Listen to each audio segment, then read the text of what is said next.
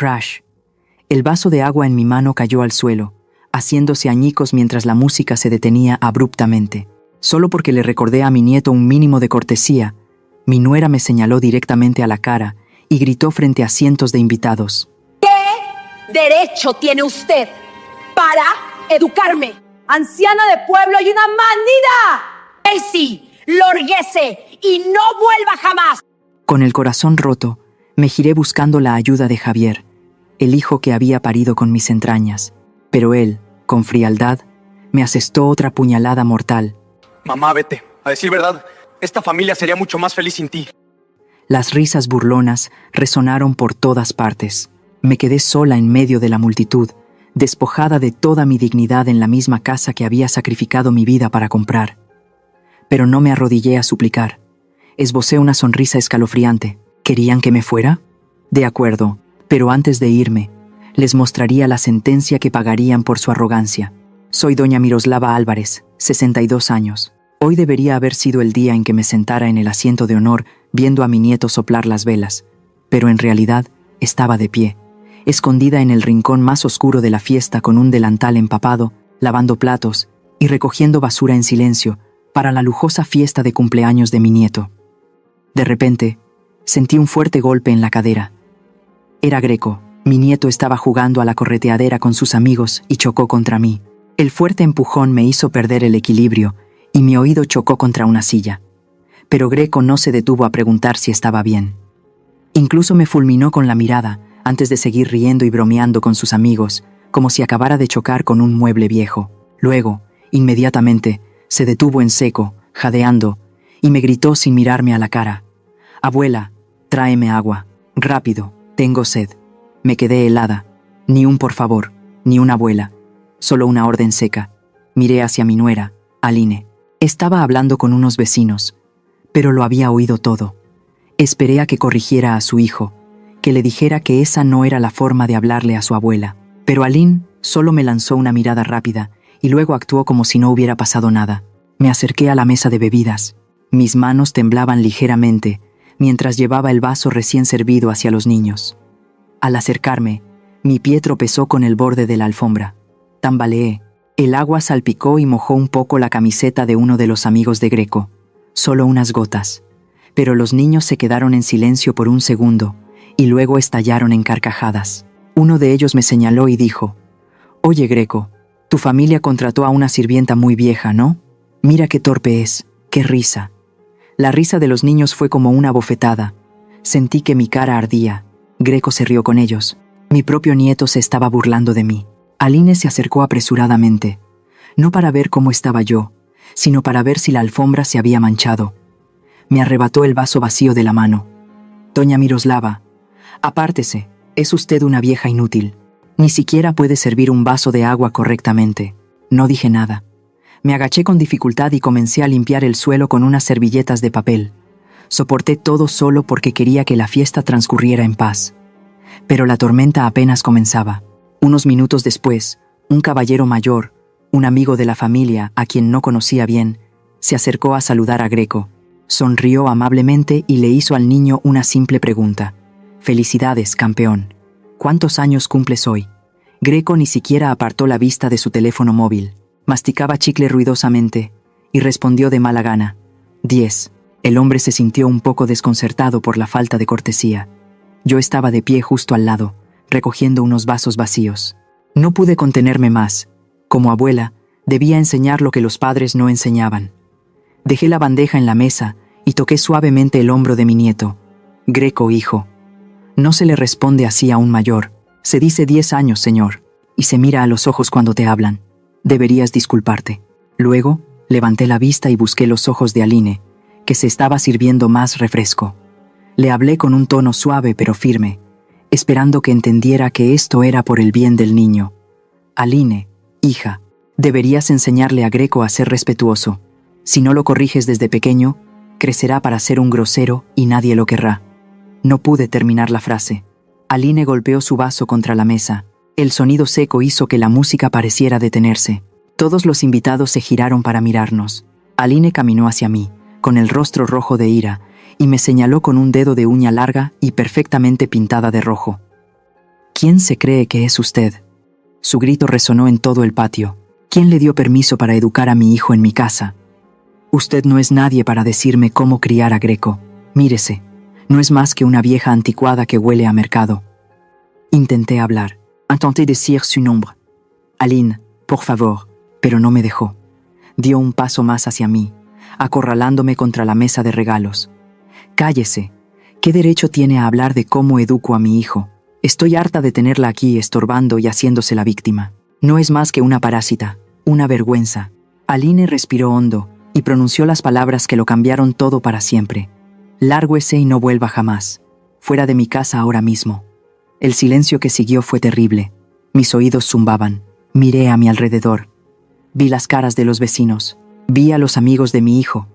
Algunos bajaron la cabeza, avergonzados.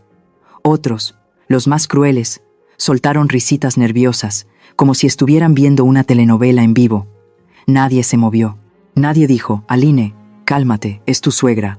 Me quedé allí, con mi delantal sucio, sintiendo cómo mi corazón se rompía en 1000 pedazos frente a todos. El grito de Aline quedó suspendido en el aire como una nube tóxica. Nadie se atrevía a respirar. Mis ojos buscaron desesperadamente a Javier. Era mi hijo, el niño que había llevado en mi vientre y criado cuando no teníamos nada. Esperé que diera un paso al frente, que le dijera a su esposa: Aline, respeta a mi madre. Pero Javier no se movió. Lo miré fijamente y recordé lo que había sucedido apenas una hora antes. Pasé a su lado, cargando una bandeja terriblemente pesada de carne a la parrilla. Mis brazos temblaban por el esfuerzo. Él estaba allí, riendo con sus amigos, con una cerveza de importación en la mano. Me vio. Sé que me vio, pero se dio la vuelta y siguió hablando de fútbol, fingiendo que la anciana sudorosa que servía la comida no era la mujer que le había dado la vida. Me había negado frente a sus amigos para no avergonzarse. Ahora, con todas las miradas de la fiesta puestas en nosotros, Javier caminó lentamente hacia mí. No me miraba a la cara. Tenía los ojos fijos en sus zapatos de marca, unos zapatos que seguramente había comprado con el dinero que debería haber usado para pagar la hipoteca de la casa. Se rascó la cabeza, incómodo. No estaba preocupado por mi dolor, estaba preocupado por lo que dirían los vecinos. Se acercó lo suficiente para que solo yo pudiera oírlo, y pronunció palabras que dolieron más que cualquier insulto de mi nuera. Mamá, ya basta. Por favor. Aline está alterada y solo estás montando una escena. Sentí un frío glacial en el pecho. Lo miré incrédula. ¿Yo estoy montando una escena, Javier? Tu hijo me trata como basura, y tu esposa me está echando de la casa que ayudé a comprar. Javier suspiró, exasperado, como si estuviera lidiando con un niño haciendo un berrinche. No tuvo el valor de mirarme a los ojos. Ay, mamá, no empieces con tus dramas. Siempre te haces la víctima. Mira, mejor recoge tus cosas y vete por un tiempo. Deja que se calmen los ánimos y luego veremos. Hizo una pausa, y luego lanzó el golpe final, la puñalada que mató a la madre sumisa que vivía en mí. La verdad, mamá, es que esta familia sería mucho más feliz y tranquila si no estuvieras aquí molestando y avergonzándonos delante de los invitados. Sentí que algo se rompía dentro de mí. Miré a mi hijo. Ya no veía al niño que había cuidado. Vi a un hombre cobarde, un hombre que prefería ver a su madre humillada antes que enfrentarse al mal carácter de su esposa. Era un calzonazos que había vendido a su madre por un poco de falsa paz. Mis lágrimas se secaron al instante. Enderecé la espalda, ya sin sentir dolor. Me quité el delantal sucio y lo arrojé al suelo, justo a los pies de Javier. Levanté la cabeza y le sonreí. Fue una sonrisa fría, la que anuncia una tormenta. Javier retrocedió un paso, sorprendido por mi reacción. Está bien, hijo, tienes toda la razón. Si tanto les estorbo, me iré.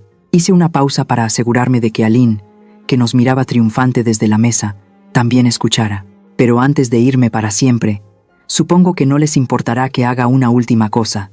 No esperé su respuesta. Les di la espalda a todos.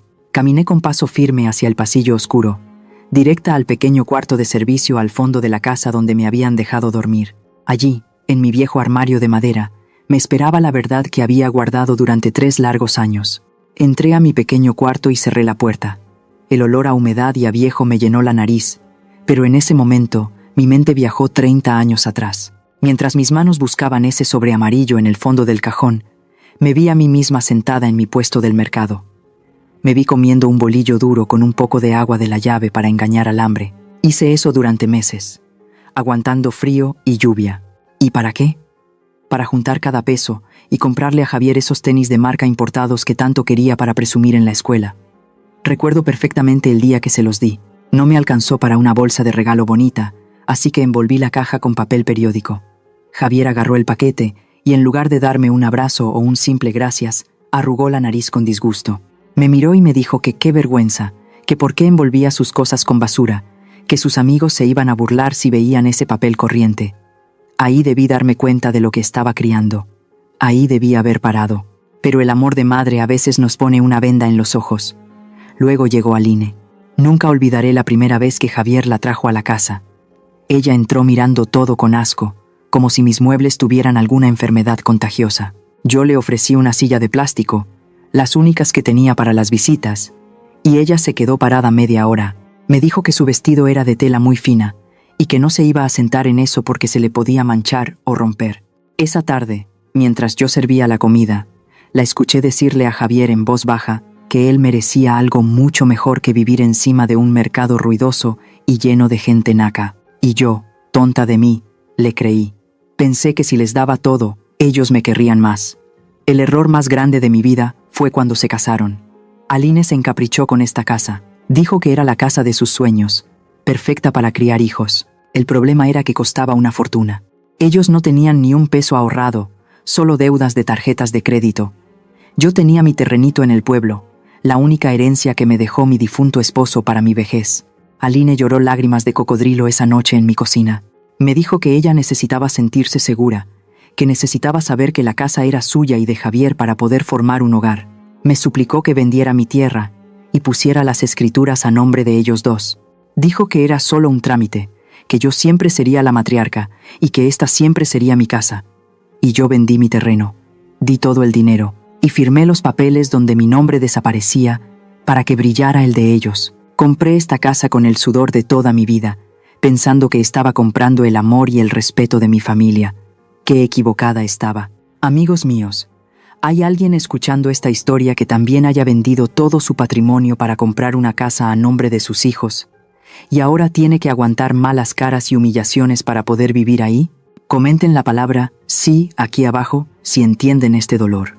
Y no olviden darle me gusta y compartir para que mi historia sirva de advertencia a otras madres ciegas de amor. Pero no crean que soy una viejita ingenua que se deja engañar fácil. No, señor. Yo me crié en los pasillos del mercado, entre gritos de regateo y gente mañosa, y ahí uno aprende a tener el colmillo largo y retorcido. Dicen que el diablo sabe más por viejo que por diablo, y mi instinto de comerciante me gritaba que tuviera cuidado. Algo en la prisa desesperada de Aline por firmar las escrituras no me olía bien. Su urgencia no era normal. Así que, antes de cometer la locura de entregarles todo mi patrimonio en bandeja de plata, decidí asegurarme un paracaídas. Recuerdo perfectamente esa mañana en la notaría hace 3 años. El aire acondicionado estaba tan fuerte que calaba los huesos, pero Aline sudaba de la emoción. Ella y Javier estaban sentados frente al escritorio de caoba del notario, vestidos con sus mejores ropas, como si fueran a recibir un premio de la lotería.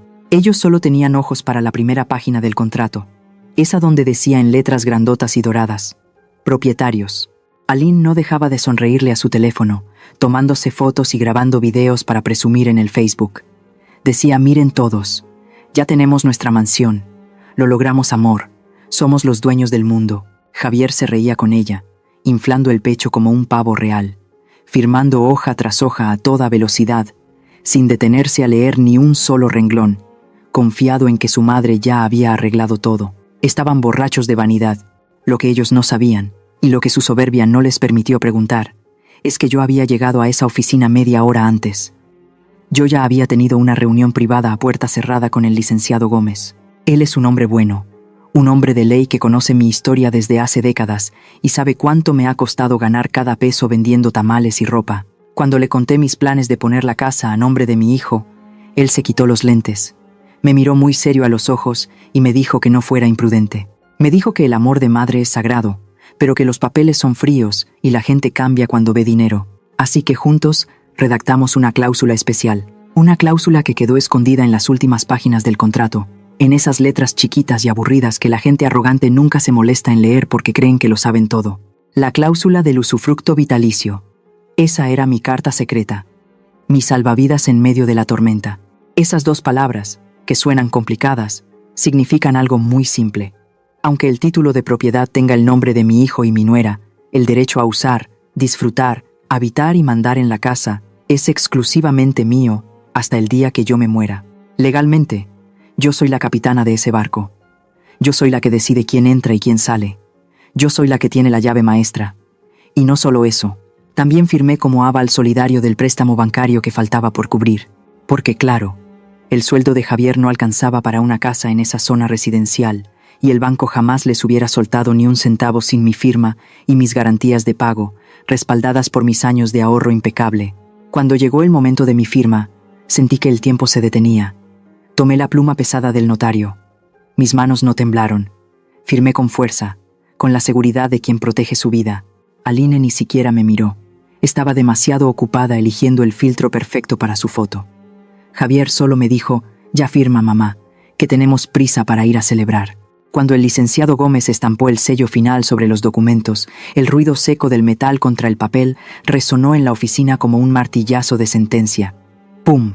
Hecho está. Él levantó la vista y me buscó por encima del hombro de Aline. Me guiñó un ojo discretamente. Fue un gesto rápido, imperceptible para ellos, pero para mí fue la confirmación de que no estaba sola. En ese momento, sentí un alivio enorme, pero también una tristeza profunda que me apretó el pecho. Guardé mi copia del contrato en este sobre amarillo.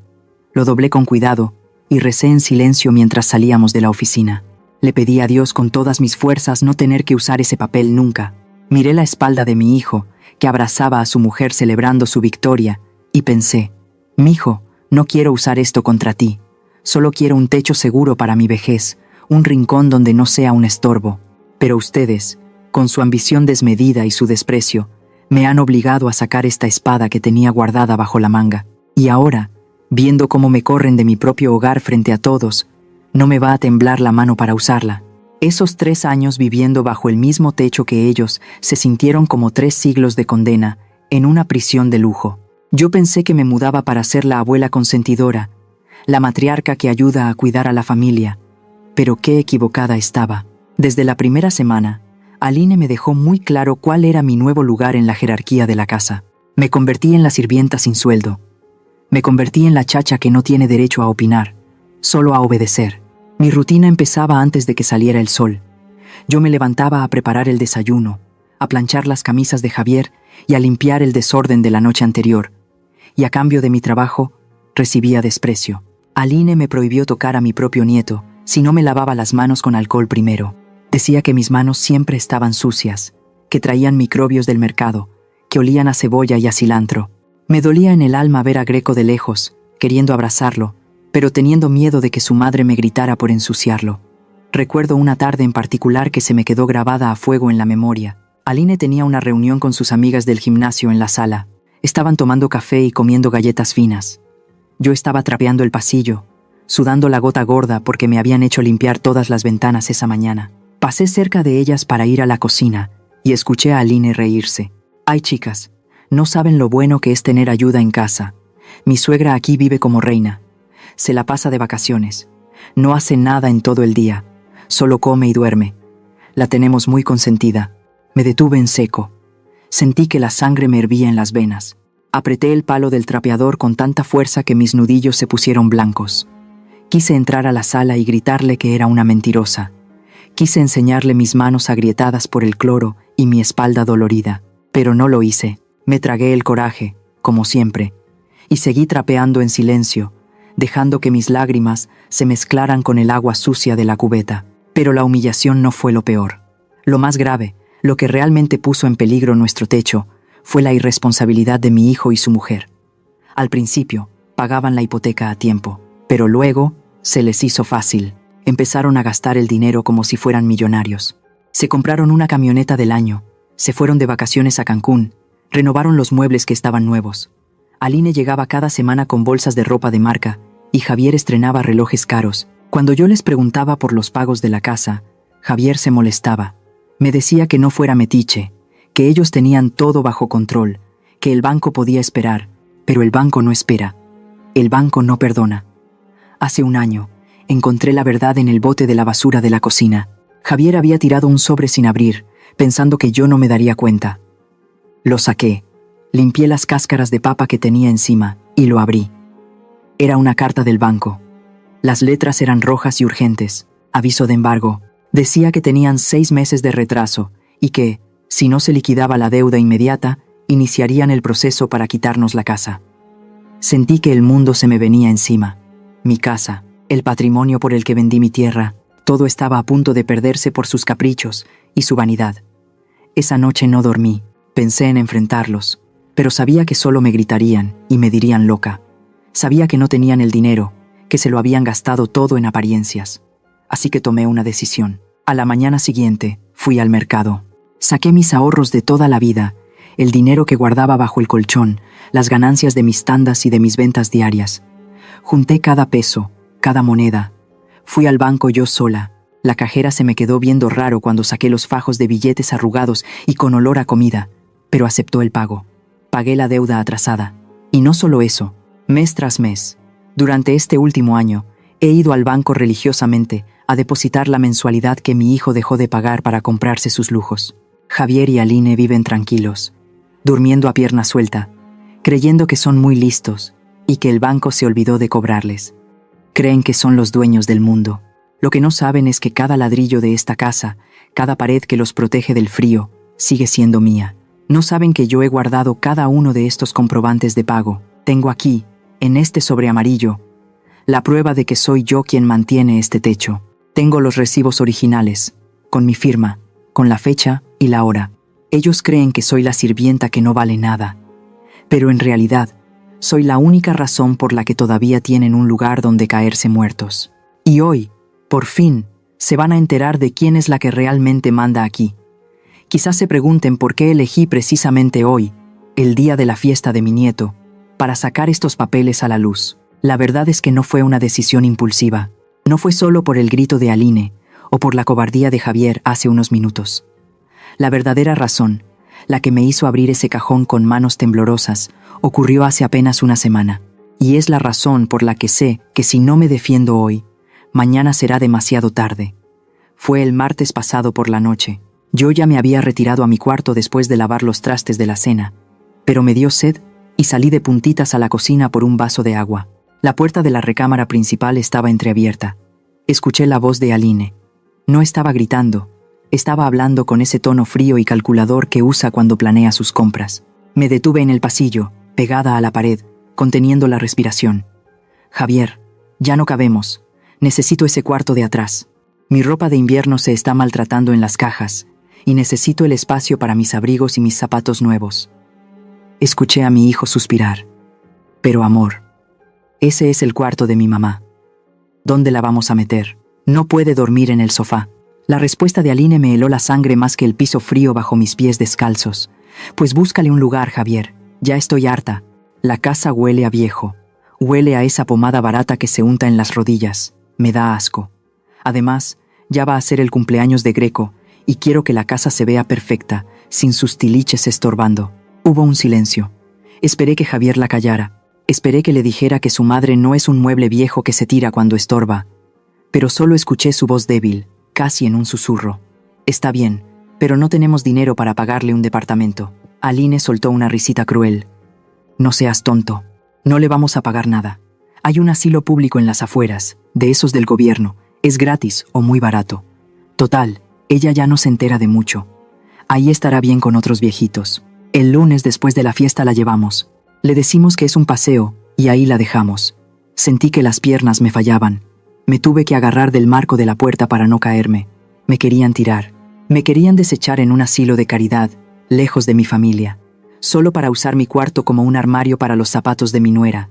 Y mi hijo, mi Javier, no dijo que no. Esa noche no dormí. Lloré en silencio, mordiendo la almohada para que no me oyeran. Pero con el amanecer, el miedo se convirtió en otra cosa. Se convirtió en una furia fría y dura. Entendí que la bondad no sirve de nada con los lobos. Entendí que si yo no me daba mi lugar, ellos me lo quitarían todo, hasta la dignidad. De vuelta al presente, en la penumbra de mi pequeño cuarto, Miré la foto de mi difunto esposo que tengo en la mesita de noche. Él me sonreía desde el marco de plata, joven y fuerte. Pasé mi dedo por el cristal y le hablé en voz baja, con la garganta apretada pero firme. Viejo, perdóname por lo que voy a hacer. Sé que tú querías que cuidara a nuestro hijo, pero a tu hijo le falta carácter y le sobra ingratitud. Hoy le voy a tener que dar la lección que no le dimos de niño. Hoy voy a tener que ser el padre y la madre al mismo tiempo. Me sequé las lágrimas con el dorso de la mano. Ya no había espacio para la tristeza. Tomé el sobre amarillo.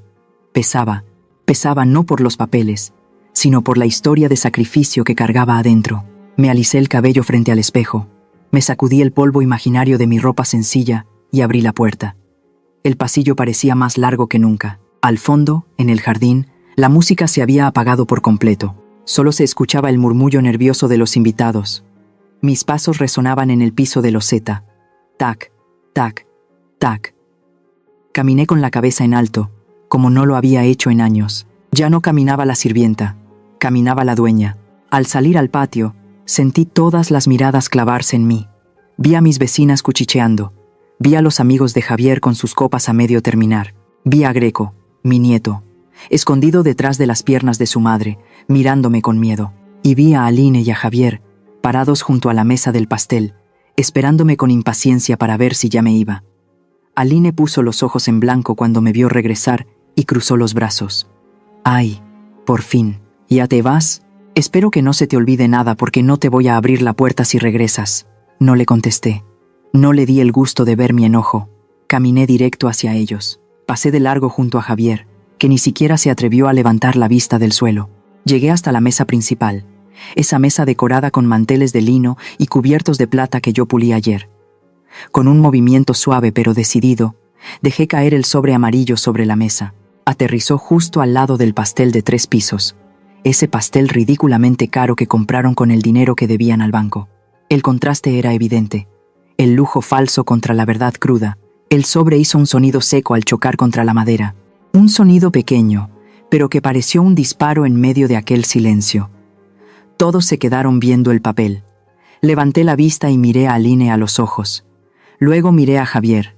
Mi voz salió clara, fuerte, sin temblar ni un poquito. «Ustedes quieren que me vaya.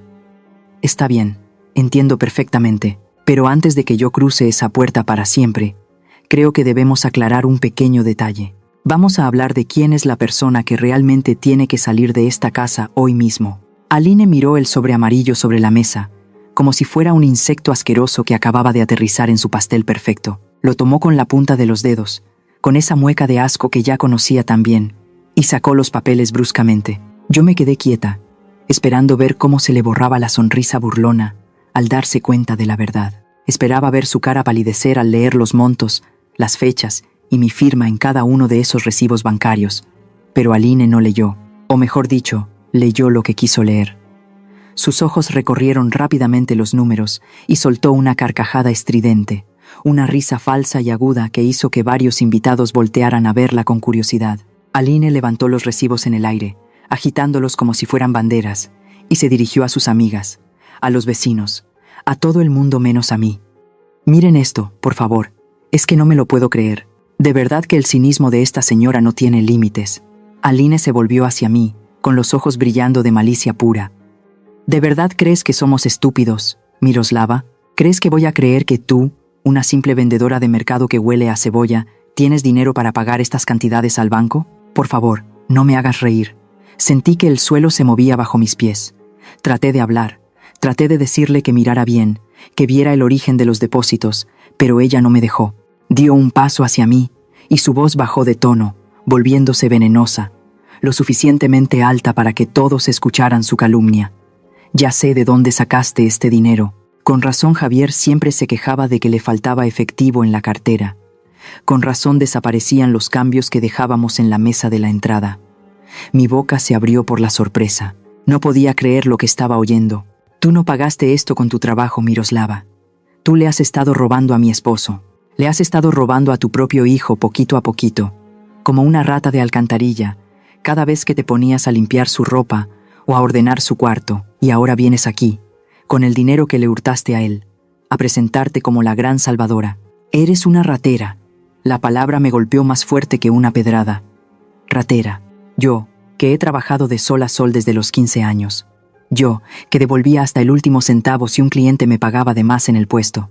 Yo, que prefería pasar hambre antes que tomar algo que no fuera mío. Que me acusaran de ladrona, y peor aún, de robarle a mi propio hijo. Fue el insulto más bajo, más sucio y más doloroso que he recibido en toda mi vida. La indignación me dio fuerzas.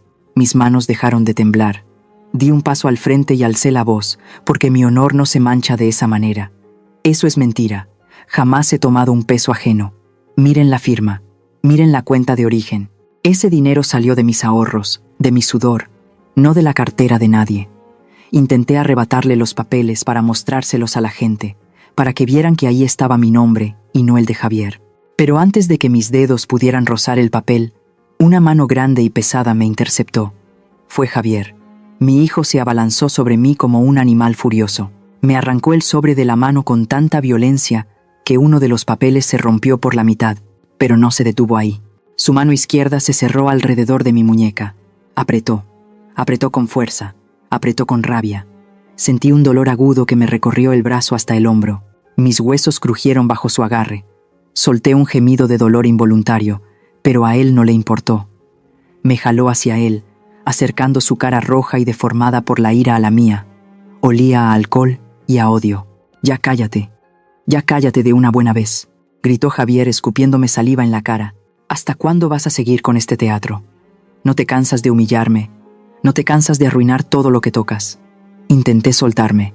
Giré mi muñeca, pero él apretó más fuerte. Me estaba lastimando de verdad.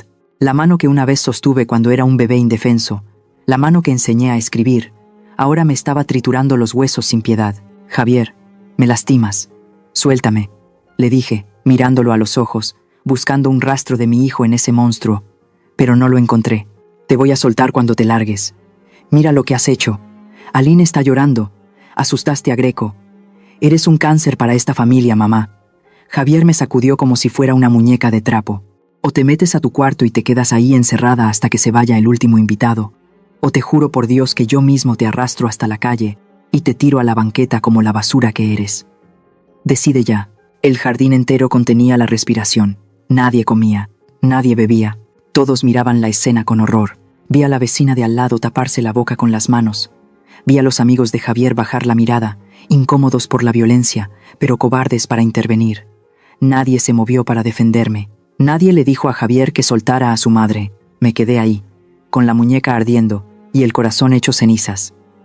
En ese momento, mientras mi hijo me apretaba con la intención de causarme dolor físico, algo murió definitivamente dentro de mí.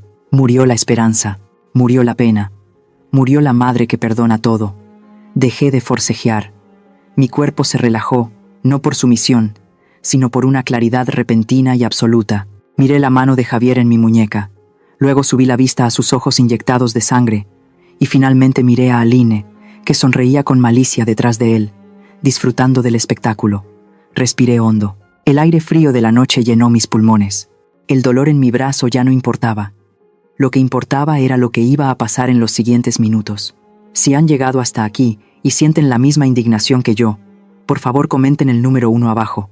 Necesito saber que hay amigos acompañándome en este doloroso viaje. Su presencia es mi mayor fuerza para contar el final. Aline, al ver que yo no retrocedía ni un milímetro a pesar del dolor en mi muñeca y de los insultos de su marido, decidió jugar su carta más fuerte. Ella siempre ha creído que el dinero y las conexiones lo resuelven todo. Se secó las lágrimas falsas de la cara, arregló su postura y buscó con la mirada entre la gente a su invitado de honor, licenciado Gómez. Por favor, acérquese, gritó Aline con esa voz chillona que usa cuando quiere impresionar a los demás. Usted es testigo de todo esto. Esta mujer, esta delincuente, ha entrado a mi propiedad a agredirnos y a robarle a mi esposo. Como abogado de prestigio que es, le exijo que llame a la policía ahora mismo. Quiero que la saquen esposada. Quiero que pague por arruinar la fiesta de mi hijo. Javier, al escuchar a su esposa llamar a la autoridad, soltó mi brazo de golpe. Me empujó levemente hacia atrás, como si de repente le diera asco tocarme, y se cruzó de brazos esperando ver cómo su abogado me destruía. Yo me sobé la muñeca, que ya empezaba a hincharse y a ponerse morada. Me dolía hasta el alma, pero mantuve la cabeza en alto. Del fondo del jardín, De entre las sombras donde había estado observando todo en silencio, salió un hombre. Era el licenciado Gómez. Caminaba despacio, con una elegancia que no se compra en las tiendas de marca. Llevaba su traje de siempre, ese traje gris un poco desgastado en los codos, pero impecablemente limpio y planchado. Aline sonrió triunfante al verlo acercarse. Ella creía que, por haberlo invitado y haberle servido whisky caro, él era su empleado. Ella pensaba que la justicia estaba de su lado solo porque vivía en una casa grande. Licenciado, qué bueno que viene. Dígale a esta señora cuáles son las consecuencias de robar y allanar una casa ajena. Explíquele que se va a ir a la cárcel. Aline se hizo a un lado para dejarle paso, esperándolo con los brazos abiertos como si fueran cómplices. Pero entonces sucedió algo que nadie esperaba. Algo que hizo que el tiempo pareciera detenerse en ese jardín. El licenciado Gómez no se detuvo ante Aline, ni siquiera la miró. Pasó de largo frente a ella y frente a Javier como si fueran fantasmas, como si no existieran. Su mirada estaba clavada únicamente en mí. Se detuvo justo frente a donde yo estaba parada. Soba que te soba mi mano lastimada. Su rostro, generalmente serio y profesional, se suavizó de una manera que me hizo querer llorar. Sus ojos se llenaron de una tristeza profunda al ver las marcas rojas que los dedos de mi hijo habían dejado en mi piel. Ante el asombro de todos los presentes, ante la boca abierta de Aline y la cara pálida de Javier, el licenciado Gómez hizo algo impensable. Dobló una rodilla y se hincó en el pasto. Él, un hombre de leyes, un hombre respetado, se arrodilló ante mí. Una vieja vendedora de mercado con delantal tomó mi mano lastimada con una delicadeza infinita, como si fuera de porcelana fina, y depositó un beso suave sobre mis dedos callosos y maltratados.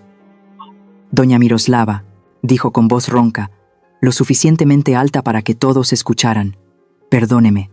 Perdóneme por llegar tarde. Perdóneme por permitir que tuviera que soportar esta infamia usted sola.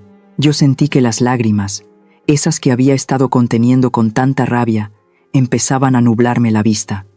Levántese, licenciado. Por favor, no se hinque. Le susurré, avergonzada por tanta atención. Pero él negó con la cabeza y siguió sosteniendo mi mano, mirándome con una gratitud que venía de muchos años atrás. No, doña Miroslava.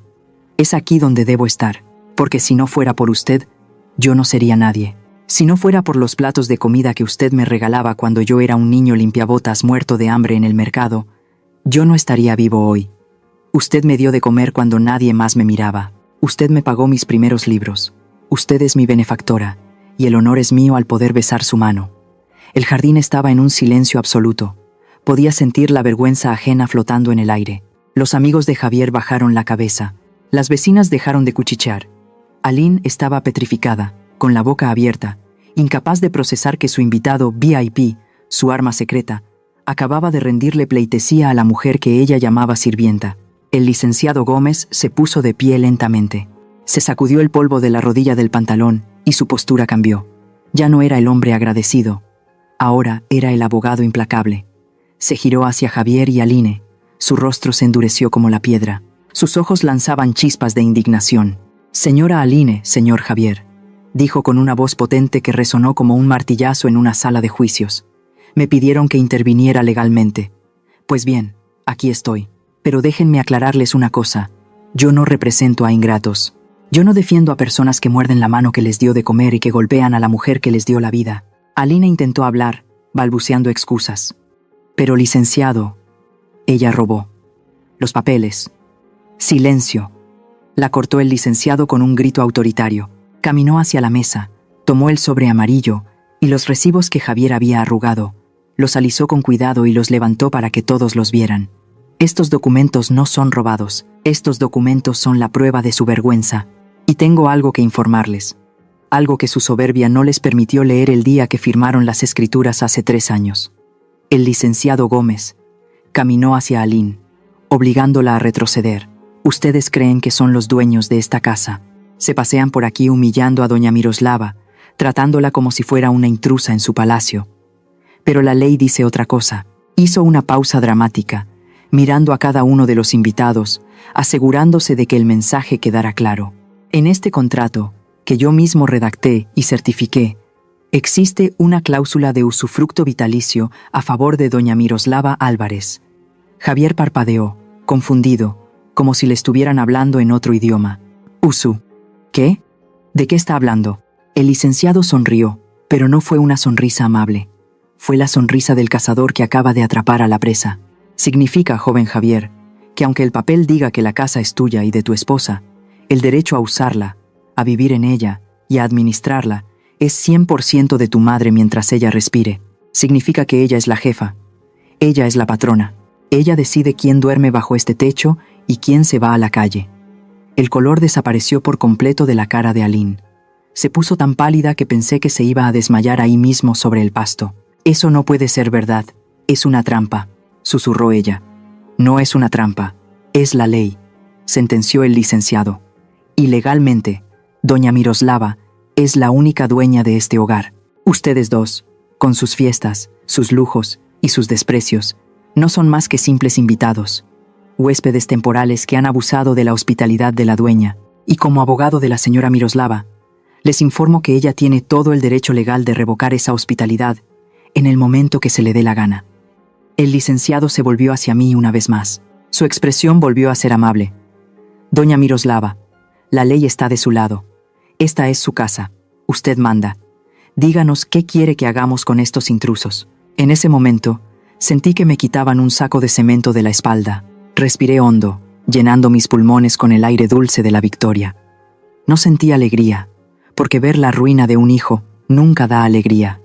Pero sentí algo que no había sentido en años. Justicia. Miré a Javier, que temblaba como una hoja. Miré a Aline, que parecía haber envejecido 10 años en un minuto, y supe que el juego había terminado. Fue como ver caer un telón en el teatro. En un segundo, la soberbia de Aline, esa altivez con la que me había mirado por encima del hombro durante años, se desmoronó como un castillo de naipes soplado por el viento. Al escuchar que la ley estaba de mi lado, que yo tenía el poder de quitarle su palacio de cristal, su rostro se transformó en una máscara de pánico absoluto. La mujer que hace 5 minutos me gritaba y me humillaba frente a sus amigos ricos, de repente se olvidó de su vestido de diseñador y de su dignidad. Aline se dejó caer al suelo de rodillas. No le importó mancharse en el pasto húmedo. Se arrastró esos pocos metros que nos separaban y se abrazó a mis piernas con una fuerza desesperada. Mami, mami, por favor, perdóname. Empezó a gemir, usando esa palabra, mami, que nunca había salido de su boca con sinceridad. Sus lágrimas, esta vez gordas y negras por el rímel derretido, le manchaban las mejillas perfectas, haciéndola ver como un payaso triste. No sabía lo que decía, mami. Se me subió la sangre a la cabeza. Tú sabes que yo te quiero mucho, que eres como mi segunda madre. Fue el estrés de la fiesta, te lo juro. No me hagas esto. No nos puedes echar. ¿Qué van a decir mis amigas? ¿A dónde voy a ir con mis vestidos? Yo bajé la vista y la miré. Sentí sus manos aferradas a mi falda vieja.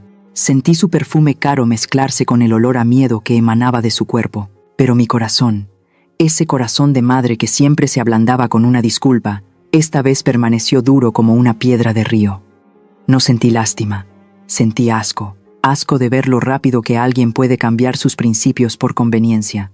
Asco de saber que si yo no tuviera ese papel en la mano, ella seguiría pisoteándome sin piedad.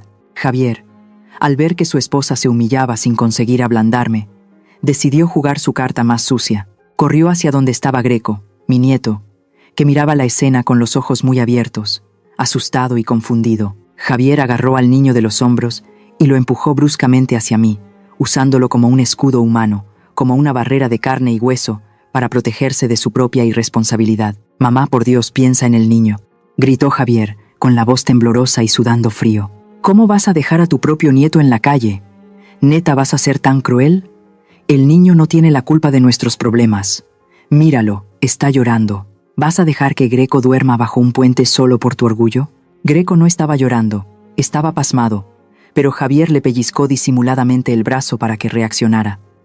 El niño soltó un chillido. Miré a mi hijo. Miré al hombre que hace unos instantes me estaba triturando la muñeca con una fuerza animal. Di un paso atrás, soltándome del agarre pegajoso de Aline, y me enderecé cuán alta soy. Me sobé la muñeca, que palpitaba con un dolor sordo, y se la mostré a Javier. Levanté mi brazo para que todos vieran las marcas rojas, los dedos de mi propio hijo tatuados en mi piel envejecida. «Javier», dije, y mi voz salió tan fría que hasta el licenciado Gómez dio un paso atrás. «Mírame a los ojos. Hace 10 minutos, cuando me estabas retorciendo el brazo, cuando me estabas gritando que me largara. ¿Te acordaste de que soy tu madre? Cuando tu mujer me dijo que era una ratera y me corrió como a un perro sarnoso. ¿Te acordaste de que soy la abuela de Greco? Javier abrió la boca para contestar, pero no le salieron palabras. Solo balbuceó incoherencias. No, ¿verdad? En ese momento no te importó ni el niño, ni la sangre, ni el respeto. En ese momento, solo querías deshacerte de la vieja estorbosa. Querías mandarme a un asilo público para usar mi cuarto de bodega. Aline levantó la cabeza de golpe, sorprendida de que yo supiera sus planes secretos. Su cara de terror me confirmó que no me había equivocado. Ustedes me dieron una orden muy clara hace un momento. Me dijeron, lárgate ahora mismo.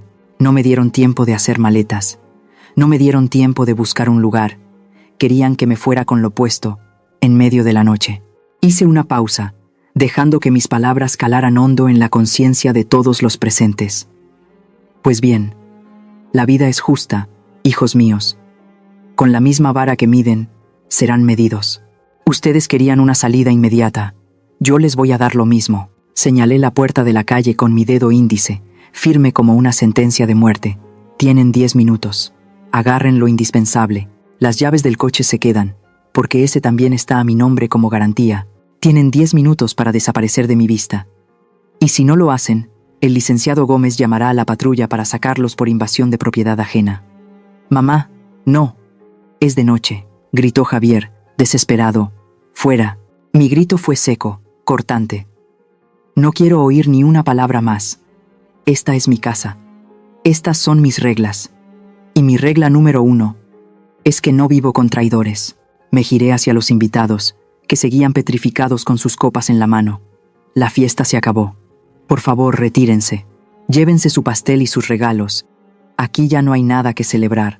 Aline soltó un alarido de frustración. Se puso de pie torpemente, con el vestido manchado de lodo, y corrió hacia la casa llorando de rabia, no de arrepentimiento. Javier la siguió, echándome una última mirada de odio puro, arrastrando a Greco con él.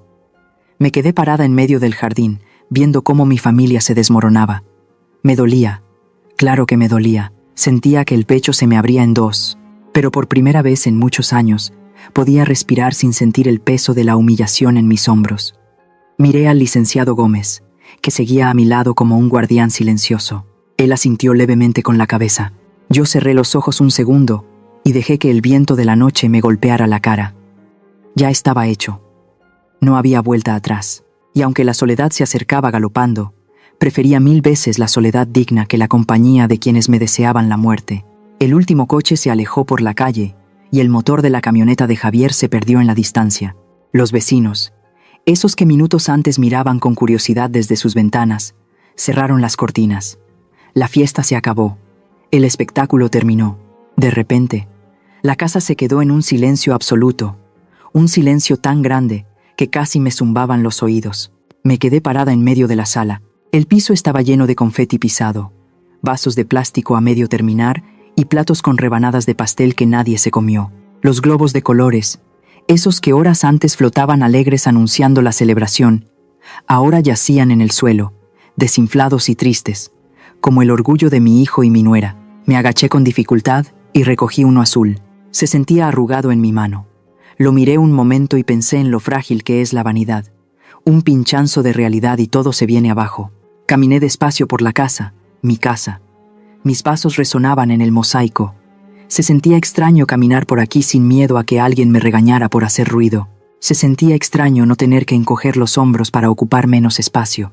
Pero el aire todavía se sentía pesado. Había un olor dulzón y penetrante que impregnaba las cortinas y los sillones. Era el perfume de Aline, ese aroma caro y empalagoso que ella usaba en exceso, como si quisiera marcar territorio. Me dirigí a los ventanales grandes que dan al jardín. Jalé las correas y abrí los cristales de par en par. La brisa fresca de la noche entró de golpe, moviendo los manteles y revolviendo mi cabello. Cerré los ojos y respiré hondo. Dejé que el viento se llevara el olor a perfume importado, el olor a tensión y el olor a codicia que había envenenado estas paredes durante 3 años. Quería que mi casa oliera a limpio. Quería que oliera a verdad. Fui a la cocina. Ahí, arrumbada en una esquina de la barra de granito, estaba mi olla de barro. La olla con el mole poblano que me levanté a preparar a las 4 de la mañana. La misma olla que Aline me obligó a esconder porque decía que se veía naca y que desentonaba con su decoración moderna.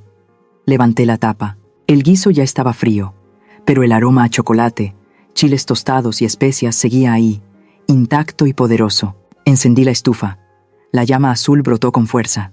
Puse la olla al fuego y comencé a mover el mole con mi cuchara de madera vieja, esa que ha alimentado a mi familia por décadas. Poco a poco, el calor hizo que la salsa espesa comenzara a burbujear suavemente. El olor inundó la cocina, borrando cualquier rastro de la comida gourmet que se había servido en la fiesta. Me serví un plato hondo, bien servido, con una pieza de pollo y bastante salsa. Tomé una tortilla y la calenté directo en el fuego, quemándome un poquito las yemas de los dedos, como me gusta. No me fui a mi cuarto. No me senté en el banquito de la cocina donde solía comer rápido las sobras. No, caminé hasta el comedor principal. Ese comedor de madera fina que Aline no me dejaba usar porque decía que lo podía rayar. Jalé la silla de la cabecera, la silla del dueño, y me senté. Puse mi plato sobre el mantel de lino, sin importar si caía una gota de mole y lo manchaba. La casa estaba vacía. No había risas de niños, ni música de banda, ni gritos de borrachos. Solo estaba yo y mi plato de comida. Partí un pedazo de tortilla, lo mojé en la salsa oscura y me lo llevé a la boca. El sabor explotó en mi lengua. Picante, dulce, amargo, complejo. Era el sabor de mi historia, el sabor de mi tierra. Masticaba despacio, saboreando cada bocado, y sentí que una lágrima solitaria me rodaba por la mejilla. No me la sequé, dejé que cayera al plato. No lloraba porque los extrañara. Lloraba porque me di cuenta de lo mucho que me había extrañado a mí misma. Javier, mijo, susurré a la silla vacía frente a mí. Te criaste comiendo este mole. Creciste fuerte con este sabor, pero se te olvidó. Cambiaste el sabor del amor de tu madre por el sabor plástico de las apariencias. Te olvidaste de quién eres y de dónde vienes, y por eso, ahora estás allá afuera, en el frío, mientras yo estoy aquí, calentándome el alma. Comí hasta el último bocado, limpié el plato con la tortilla hasta dejarlo brillante. Me sentía llena, no solo el estómago, sino el espíritu. Por primera vez en 3 años, la comida no me supo a culpa ni a prisa, me supo a gloria, me supo a dignidad. Me quedé sentada un rato más, escuchando el silencio. Ya no me daba miedo la soledad. Me di cuenta de que esa casa enorme, que antes me parecía una prisión dorada, ahora me abrazaba. Las paredes ya no me aplastaban, me protegían. Había recuperado mi techo, pero más importante aún, había recuperado mi paz. Y esa paz, amigos míos, tenía un sabor mucho mejor que cualquier banquete de lujo. Han pasado 6 meses desde aquella noche en que mi casa se quedó vacía. 6 meses de silencio bendito, de dormir hasta tarde si quiero, de cocinar lo que se me antoja sin que nadie arrugue la nariz.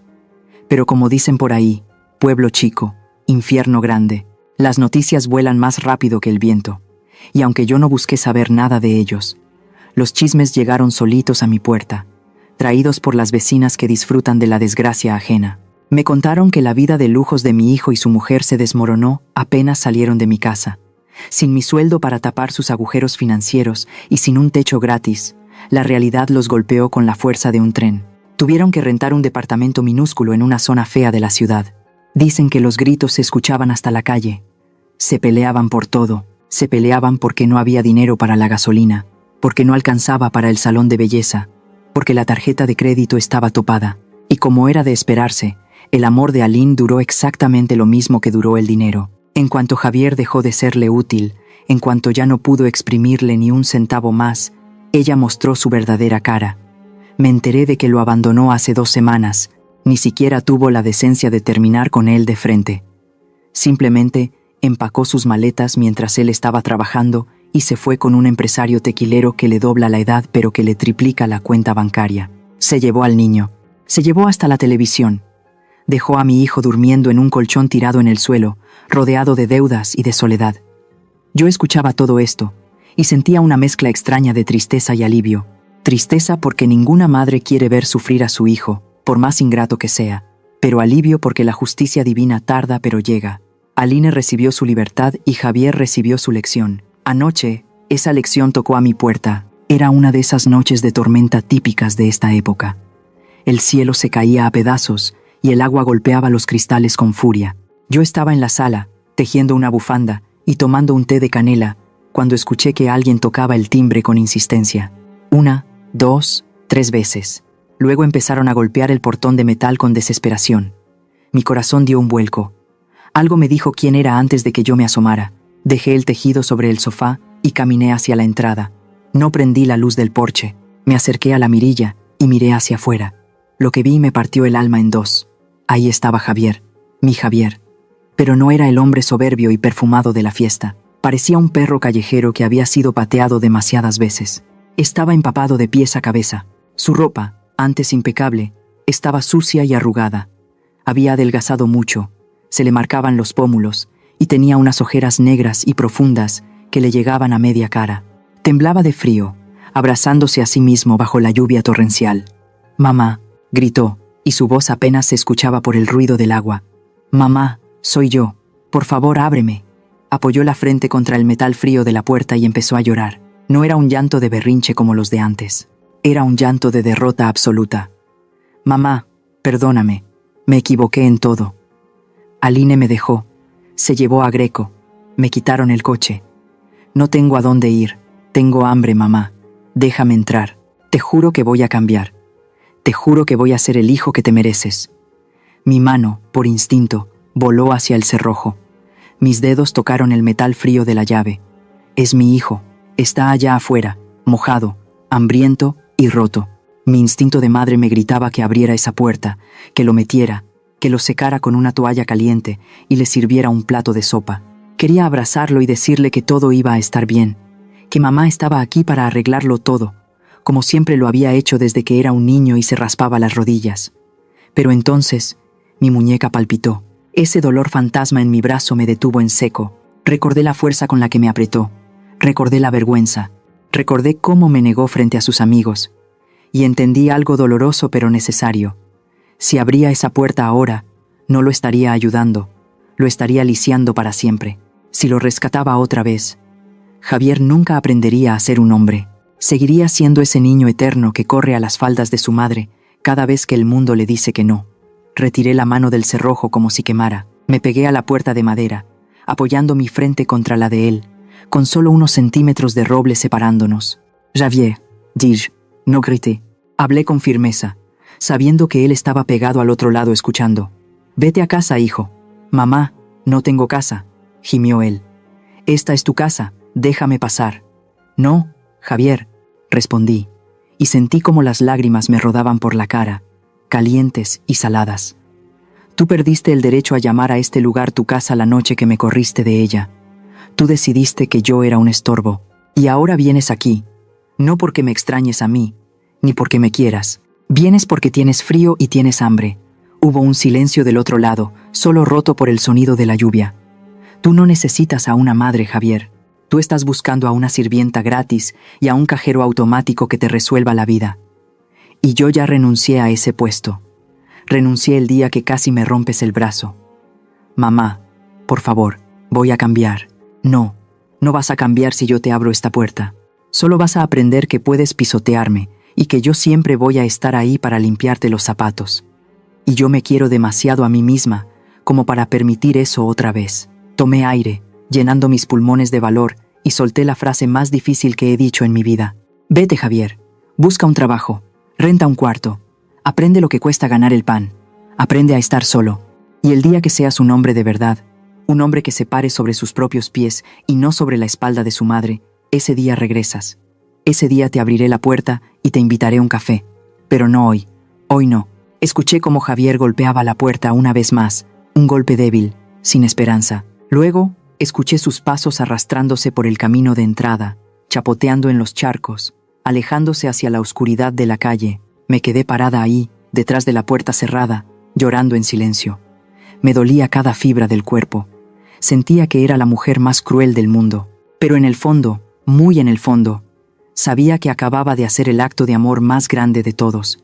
Le acababa de regalar a mi hijo la oportunidad de crecer, aunque para eso tuviera que rompernos el corazón a los dos. Poco después de aquella noche de lluvia, cuando mi hijo se marchó arrastrando los pies, tomé la decisión más sana de mi vida. Puse un letrero de «Se vende» en la reja de aquella casa gigante. Era demasiado grande para una mujer sola y, sinceramente, sus paredes estaban manchadas de recuerdos que ya no quería revivir. Con la ayuda del licenciado Gómez, la vendí a muy buen precio. No te imaginas la paz que sentí al entregar las llaves. Con el dinero de la venta, compré una casita pequeña, de un solo piso para no batallar con escaleras, en un barrio tranquilo, muy cerca de mi querido mercado. El dinero que sobró lo puse en el banco a plazo fijo. Ahora tengo una pensión segura, que me alcanza para mis medicinas, para mis antojos y hasta para invitar a mis amigas a un helado. Mi vida ahora es sencilla, pero es mía. Ya no soy la sirvienta de nadie. Me levanto a la hora que quiero. He vuelto a cocinar, pero ahora solo cocino lo que a mí me gusta. Y lo mejor de todo, me he inscrito a clases de danzón en la plaza los jueves por la tarde. Deberías verme, con mis zapatos de charol y mi abanico, bailando bajo los árboles. He hecho nuevas amigas, mujeres de mi edad que valoran la compañía y una buena plática. He descubierto que la vida no se acaba a los 60. De hecho, apenas comienza si una tiene el valor de reclamar su libertad. Pero no cuento todo esto para presumir. Cuento mi historia porque quiero dejarles 4 lecciones que aprendí con lágrimas de sangre. 4 verdades que me costaron un hijo, pero me devolvieron el alma. Escúchenme bien, por favor. A todas las madres que me escuchan. Amar a los hijos no significa quedarse en la calle desnuda. El amor no es darles todas las armas para que luego nos apunten con ellas. Nunca, por ningún motivo, pongan todas sus propiedades a nombre de sus hijos mientras ustedes sigan con vida. Y si lo hacen, asegúrense de mantener el control legal, el usufructo, el poder de decisión.